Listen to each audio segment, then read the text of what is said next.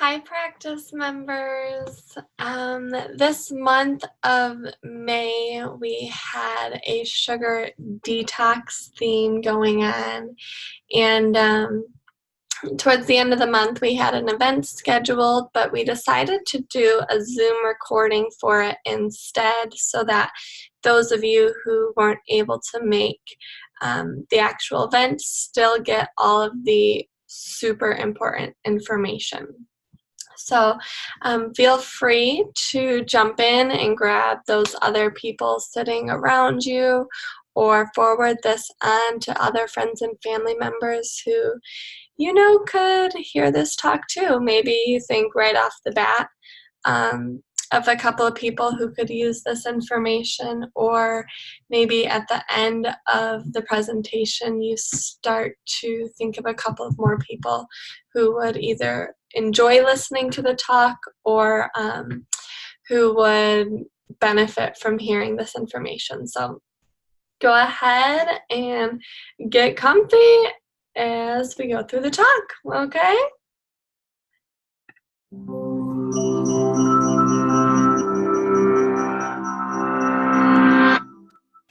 Picture warm, gooey cookies, crunchy candies, velvety cakes, waffle cones piled high with ice cream. Is your mouth watering? Are you craving dessert? Why? What happens in the brain that makes sugary foods so hard to resist? Sugar is a general term used to describe a class of molecules called carbohydrates, and it's found in a wide variety of food and drink. Just check the labels on sweet products you buy. Glucose, fructose, sucrose, maltose, lactose, dextrose, and starch are all forms of sugar.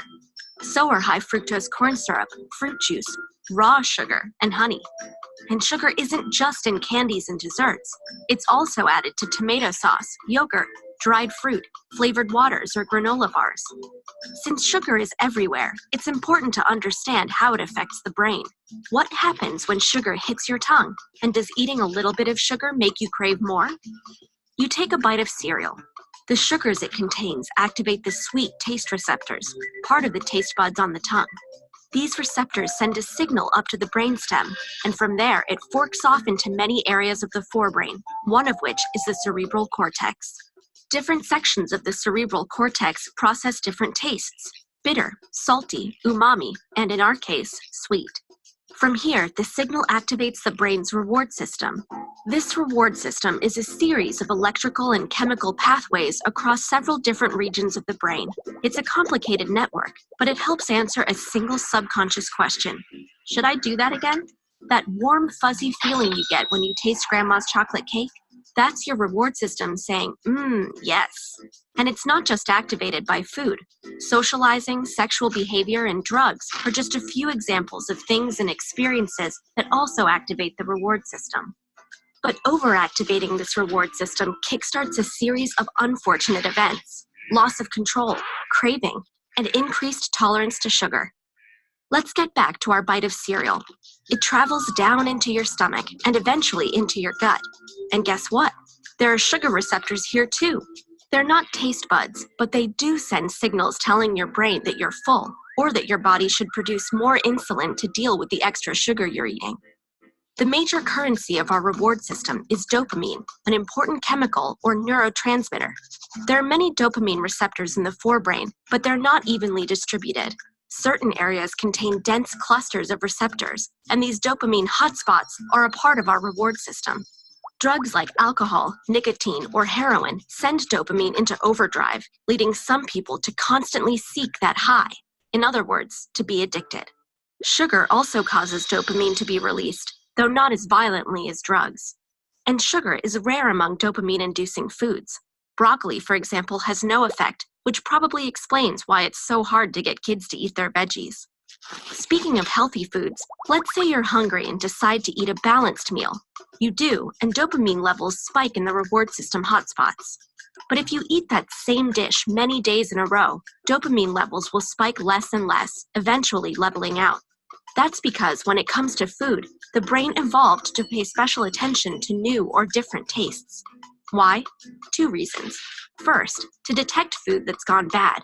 And second, because the more variety we have in our diet, the more likely we are to get all the nutrients we need. To keep that variety up, we need to be able to recognize a new food, and more importantly, we need to want to keep eating new foods. And that's why the dopamine levels off when a food becomes boring. Now back to that meal. What happens if in place of the healthy, balanced dish, you eat sugar-rich food instead? If you rarely eat sugar, or don't eat much at a time, the effect is similar to that of the balanced meal. But if you eat too much, the dopamine response does not level out. In other words, eating lots of sugar will continue to feel rewarding. In this way, sugar behaves a little bit like a drug. It's one reason people seem to be hooked on sugary foods. So think back to all those different kinds of sugar. Each one is unique, but every time any sugar is consumed, it kickstarts a domino effect in the brain that sparks a rewarding feeling. Too much too often, and things can go into overdrive. So yes, overconsumption of sugar can have addictive effects on the brain. But a wedge of cake once in a while won't hurt you.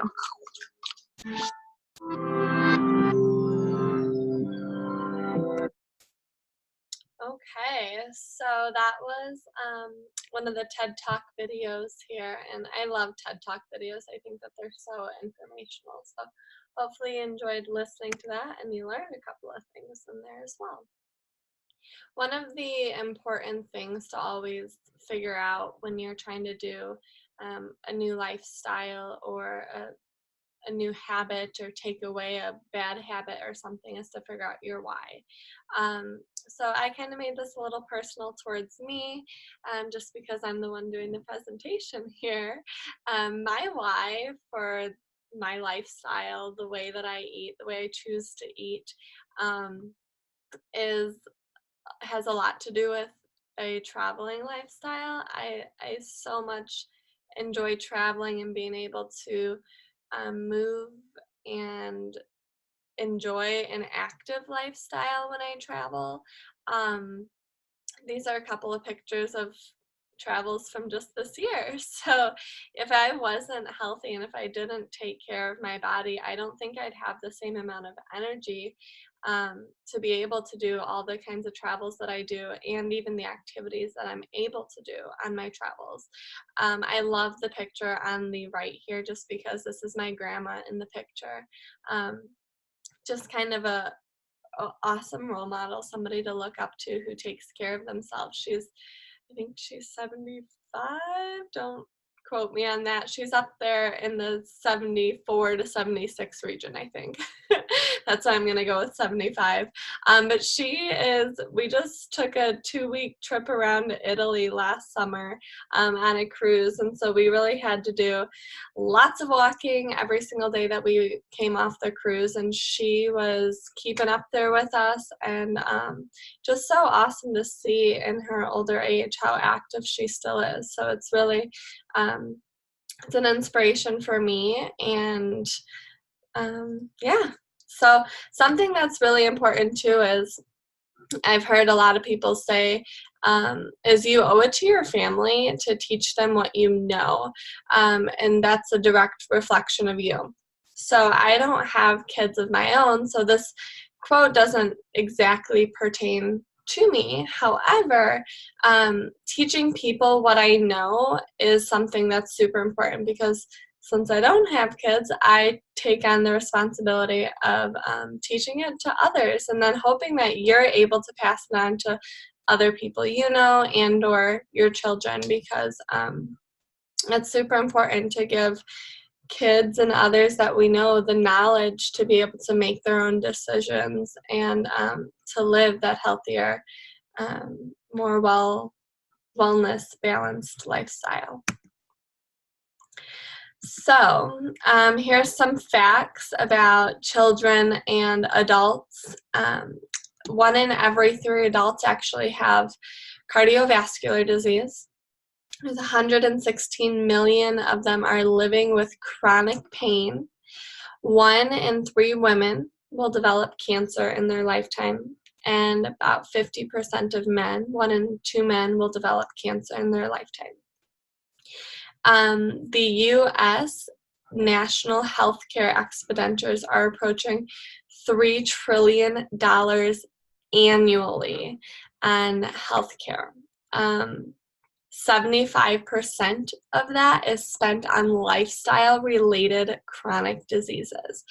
So what that means is the 75% of that $3 trillion is actually spent on just what we do on our daily, everyday habits and lifestyle.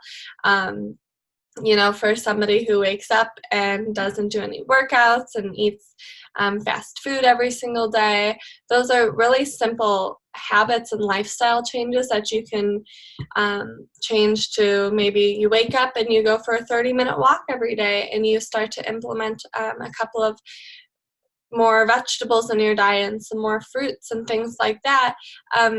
Those healthcare costs will start to decrease if a larger population starts to do that. We won't be having 75% of our annual healthcare costs spent on lifestyle-related chronic diseases. And children, some facts with children here. By the age of 12, many children are developing early stages of hardening of the arteries, which is super scary. That's age 12, so young. At this age, kids should be running around and living that super healthy, active lifestyle. At age 12, that's an age of a lot of influence from our parents. So we develop habits that our parents are creating, and we're also highly influenced by what our parents are feeding us, kind of lifestyle that they are creating for us as well. 1 in 3 kids are obese. 1 in 3 children develop diabetes, or will develop diabetes by the year of 2050. More than 25% of children are taking prescription drugs on a daily basis. And the American Academy of Pediatrics are now recommending that kids as young as 8 years old can be treated with cholesterol-lowering statin drugs. I think it was back in February or March, I forget which month it was now. We did a whole talk with statins. So if you weren't able to hear that talk, reach out to us at the office and we will get you some more information about those statin drugs, because those can be not as beneficial as we think. And here is just a little pyramid with chronic diseases. So 70 to 90% of chronic diseases with nutrition here. So genetics being up at the top, meaning that is the smallest section of how our chronic diseases are developed. So physical and biochemical stresses is the next one, jumping up a little bit higher in how much of an influence they have on our chronic diseases. Next, we have environmental toxins, and then lifestyle behaviors. Lifestyle behaviors is the biggest influence on our chronic diseases there. So something interesting to look at. Here is a U.S. food consumption pie chart. It is displayed as a percentage of calories. So the average American actually consumes about 152 pounds of sugar a year. That's roughly 22 teaspoons every day for every person in America. Our kids consume about 34 teaspoons every day. So that's more than 20 ounces of soda, making nearly 1 in 4 teenagers pre-diabetic or diabetic, which is really, really scary. If you look at the chart here, only 12% of our caloric intake is actually from plant food. This is what we should be having the most intake of, but unfortunately it's actually the least. Our animal foods is next at the 25% here. And then you have processed foods being 63% of our caloric intake for the average American per day. And so that processed foods includes added fats and oils, sugars, and refined grains. All of those shelf products that you can find sitting in the pantry, things like that. So the plant foods, what we should be consuming more regularly and fresher, don't usually sit as longer. So sometimes it could be harder, depending on our lifestyles, to consume those fresher foods because we don't go to the grocery store as often, or we don't know how to cook with those kinds of foods. So things like that. Processed foods are usually much more simple to pick up off the shelf and eat. They could be stored in our pantries usually for a little bit longer, things like that. So something that's really interesting here, most people don't know, is that flour is even worse than sugar is. We consume about 146 pounds of flour per year compared to the 152 pounds of sugar per year. We think about, that's about 1 pound of sugar and a pound of flour combined for every man, woman, and children in America. And flour actually raises the blood sugar even more than table sugar does in our bodies. That even includes the whole wheat flour. So I know people often think that whole wheat flour is better for you than just your regular white enriched white flour there, but it actually increases your blood sugar levels more than table sugar does. So just a little bit of history about sugar. It originated in Asia. There is the gold and sugar have had the greatest impact on the development of our modern culture. Sugarcane is the world's largest crop and is responsible for creating about 75 to 80% of the world's sugar. Super crazy. Just a little bit more here with some sugar history here. I won't go through all this, but feel free to pause and read over this if you wanted. Some more sugar facts. The U.S. is the largest consumer of sweeteners and one of the largest global sugar importers.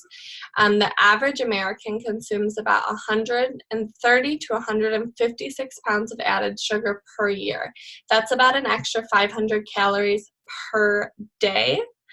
And the USDA recommends we get no more than 10 teaspoons per day. Yeah, on average, we consume about 30 teaspoons per day. So just puts it into perspective a little bit. And, that's an average. So you have some people that are on the extreme far end of they consume very minimal sugar per day, sometimes just barely getting up to that 10 teaspoons, versus on the opposite end, you have people who are over the 30 teaspoons a day. And so, that's kind of why we have this growing population of overweight and obesity in America. So 80% of our food items in the U.S. Grocery stores are spiked with added sugar. That's for me, I have always had such a love and a passion for learning about nutrition, and so I feel that I'm actually really fortunate because school didn't spend so much time teaching you how to read a nutrition label. And so one of the things I've always found very fortunate for myself is when I go to the grocery store, I know how to read a nutrition label. This isn't for everybody. And so it's one of the things that I love doing in the office is helping to teach people how to use and read the nutrition label to pick out those better foods, those better products that are on the shelves and things like that. 1 in 3 Americans will have diabetes by the year 2050. And this is an estimate that we've come up with just because of where things are going nowadays with our foods. Type 2 diabetes was previously known as adult onset diabetes, is now the largest growing issue in kids. this is scary because as a kid, who wants to have to worry about watching what you eat, your insulin levels, having just all of those health side effects that we don't want to have to worry about at a young age. We want to worry about playing in the front yard with our friends and doing things like that. So moving on here, this picture really scares me because this is sugar and cocaine. I don't know if anybody has ever seen a picture like this before of a sugar and cocaine brain comparison side by side. But sugar helps us handle stress. What it does is it gives us a jolt of dopamine, which is a neurotransmitter that is associated with the reward and pleasure system of our brain. It's released by physical touch, exercise, caffeine, and narcotics. So one of the scary things with this picture is the sugar lights up the same part of the brain as cocaine does. However, the even more scary part is 94%, or sugar is 94% more addictive than cocaine is. Cocaine's illegal, and we have sugar, which is doing a lot of harm to our bodies, and it's 94% more addictive than cocaine is. So some behavioral side effects of sugar is it alters the state of mind, causes fatigue and exhaustion, depression, mood swings, learning and memory, anxiety, hyperactivity, addiction, and some other food addictions as well. Some physical side effects of sugar is that it alters the metabolism, the blood pressure, fatigues and exhaustion. You got hormonal changes, liver disease, hyperglycemia, diabetes, metabolic syndrome, aging, tooth decay, skin issues, and acne. Then you have some obesity, inflammation, cancer, and immune system problems as well. Here's just some of the short-term and long-term effects of your physical side effects. So short-term effects, I've kind of gone over a couple of these already, but like mood swings, acne, fatigue, muscles, and weakness. You're more susceptible to colds and flus, and then having unrestful sleep.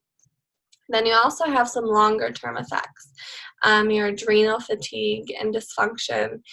What's really crazy is Alzheimer's disease is on this longer-term effect here. Anemia, cystic acne, eczema, psoriasis, insomnia, neuropathy. So just things like that is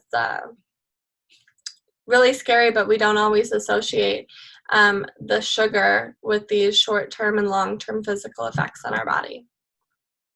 So the problem, the deadly quartet of our food system, it is plagued with processed, added, and artificial sugars, man-made fats, GMO foods, and toxins in our food supply. So what scares me so much too is even if you avoid all of these processed and added artificial sugars, those man-made fats, GMO foods, things like that from all of the like pastas, things like that that you can find, cookies, things like that on the shelf, toxins in our food supply that even from fruits and vegetables. For example, if you're buying potatoes. Potatoes is a really scary vegetable for me that I recently learned about how much pesticides are used in the growing process of it. After potatoes are sprayed down with their pesticides, if they're not organic, the farmers actually have to stay off of their fields for about 2 weeks before they can re-enter, just because of how harmful those pesticides are to the farmers' bodies. Yet, they sell those foods to us that we then later put into our bodies to eat. So, just avoiding the processed foods is not enough to eliminate the toxins from our food supply. Here is a little chart of some medical complications with obesity. More than 2/3, that's about 68.8% of adults, are considered to be overweight or obese. Another way to look at that is every 2 in 3 people are overweight or obese. The US consumes the most weight loss products in the world, yet we are one of the most obese countries in the world. The diabetic elephant in the room. You are actually 5 times more likely to be diagnosed with diabetes if you are obese. 90% of those with type 2 diabetes are overweight or obese. So diabetes and sugar and being overweight or obese all play a role and affect one another. So from 2000 to 2010, there was deaths in Alzheimer's actually rose 68%. Alzheimer's is currently the 6th leading cause of disease behind diabetes complications. And people are living longer, but there is not life in those years unless you have control over your blood sugar. So this is one of the reasons kind of why my why has so much to do with travel. You know, I think that if you're not able to actually live a life while you're traveling, then you're not truly traveling and truly seeing. So this is something that I really attach onto and connect with so much here. By the year 2030, 50% of people will have Alzheimer's disease. And this is actually currently the leading cause of death in women in the United Kingdom right now. So here is a little flow of sugar through our body. You cannot keep more than 4 grams of sugar in your bloodstream at a time. So the pancreas is a hormone that tells the cells to open and eat up nutrients, including glucose for energy. Once muscles and liver storage is full, then sugar is actually converted to fat, which is how we start to increase weight with more sugar consumption. Increase in sugar is an increase in leptin and insulin. Leptin reduces cravings for sweets by targeting taste receptors. This is actually why many people think that when you have a sweet tooth, this is due to the leptin resistance. So some sugars to avoid, white sugar, corn syrup, high fructose corn syrup, sucrose, dextrose, fructose, artificial sugars, syrups, malts, juices, breads, pastas, and refined grains. Your artificial sweeteners, high fructose corn syrup. This is stored as a fat and increases your calorie consumption. Then you have aspartame, which is a metabolic syndrome. 1 can a day increases the risk of obesity to 41%. That's crazy. And it also alters the microbiome of the gut, which then can change the way that we process different nutrients and vitamins and minerals coming into our body. Splenda it was discovered in 1976 by British scientists attempting to create a pesticide, and it accumulates in body fat. So some foods to keep an eye on are breads, chocolates, pastas, things like this. A sneaky way food manufacturers actually sneak in those sugars are to use juices, syrups, and malts. If a label ever says sweetened with honey, and then you turn it over and look at the ingredient list, honey typically is not the very first ingredient. There's usually other sweeteners that are in there. This is a really scary picture of showing how much sugar is in each can or bottle of drink here. This is giving you some sugar facts as well, comparing. This picture really scares me with the donuts compared to the Starbucks coffee, because we all know coffee is a craze. Starbucks is a humongous chain coffee maker, and this grande cafe mocha, which is probably, I'm guessing, a very common drink, is actually equal in sugar to 2 2/3 donuts of Dunkin' Donuts. So pretty scary there. 10 steps to eliminate your cravings. You want to reduce or eliminate caffeine, drink more water, eat more sweet vegetables, fruits, and fermented foods. And then also you want to use those gentle sweets. Gentle sweets are honey, molasses, coconut sugar, maple syrup, stevia, and monk fruit. Monk fruit is kind of cool because it actually does not induce stimulation of insulin in your body. Then you have your 10 steps to eliminate cravings. Get active. When you start to move and get active, this really helps to eliminate those cravings. You want to avoid the 3 S's. So that's sedentary lifestyle, skipping meals, and disrupted sleep patterns. Also, eating balanced meals with good fats, proteins, and carbs helps to eliminate cravings as well. You want to eliminate fat-free or low-fat foods, because what happens is when you take out the fat, you're actually putting in more sugars and sweeteners, things like that. Experiment with different spices and recipes. Get creative in the kitchen. Feel free to just go in and not even follow a recipe. I do this all the time, and usually works for me, not everybody, but the more that you kind of play around in the kitchen, the more creative you get, and the better the outcomes usually tend to be as well. Another thing is to join in on our 21-day sugar detox in the office here. So why a 21-day detox? It helps to regulate blood sugar levels and lose your body fat. Get rid of those sugar cravings, reduce inflammation in your body, and helps to create new healthy habits. So your success on this program will be in direct correlation with how much you believe you are in control of your own life and your own choices. So just blaming it on somebody else isn't going to work. This is actually a direct correlation to how much effort and control you have in your own life. Alrighty, so here is a short little video clip.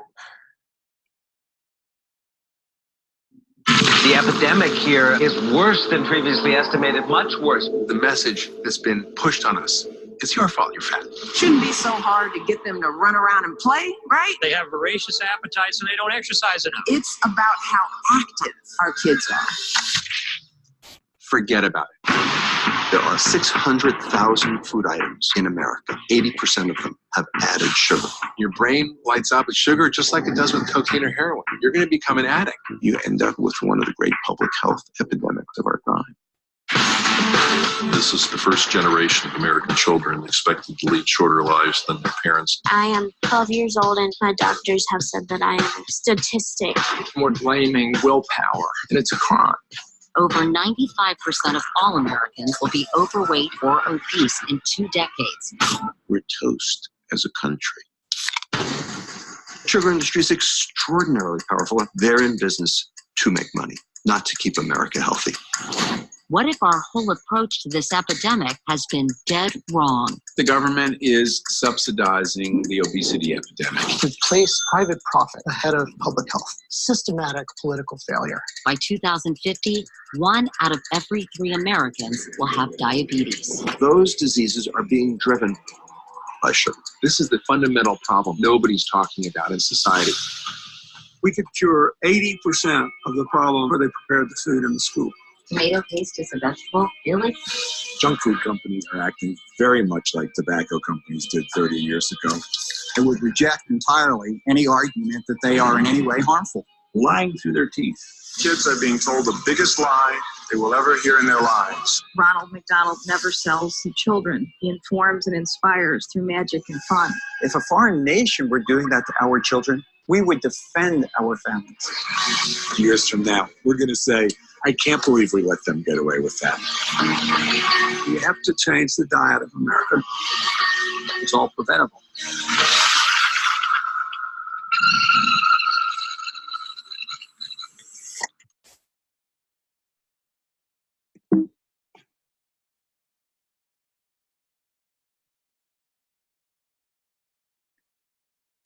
Okay, so that movie actually just came out on the 25th.